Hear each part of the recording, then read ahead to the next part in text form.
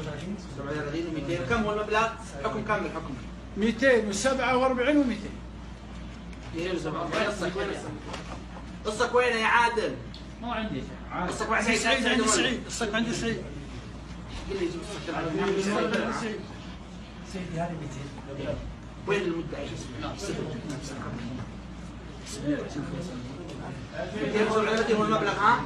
المبلغ كم يا استاذ؟ 247 و200. 247,000 و200 ريال.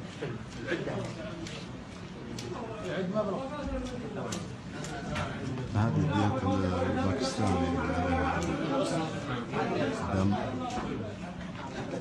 مساعدة باستقبال. الله يجزاه خير. والله انت دمع هذا الله يجزاه خير ان شاء الله. يقول انا كل شيء 4 5 يلا هذا الله يجزاكم خير. الله يجزاكم خير وبركاته.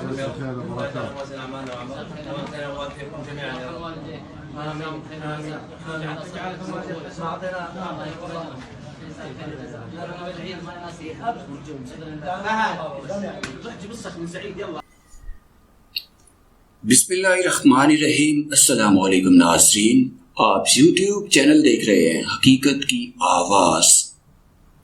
سعودی شہری نے سزائے موت پانے والے پاکستانی کی جگہ اللہ کی رضا کے لیے 2,70,000 ریال دیت میں دے کر اس کو سر قلم ہونے سے 2 دن پہلے بچا لیا. اس پاکستانی شہری سے سعودی عرب میں ڈرائیونگ کرتے ہوئے ایک سعودی شہری ہلاک ہو گیا تھا.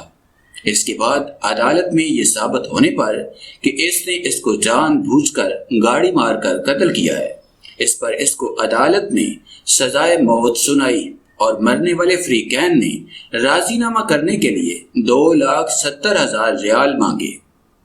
اس پاکستانی کی جگہ سعودی عرب کے مشہور شاعر فائز نے فی سبیل اللہ 2,70,000 اس کے فریقین کو دیت میں دے کر اس کو سر قلم ہونے سے بچا لیا،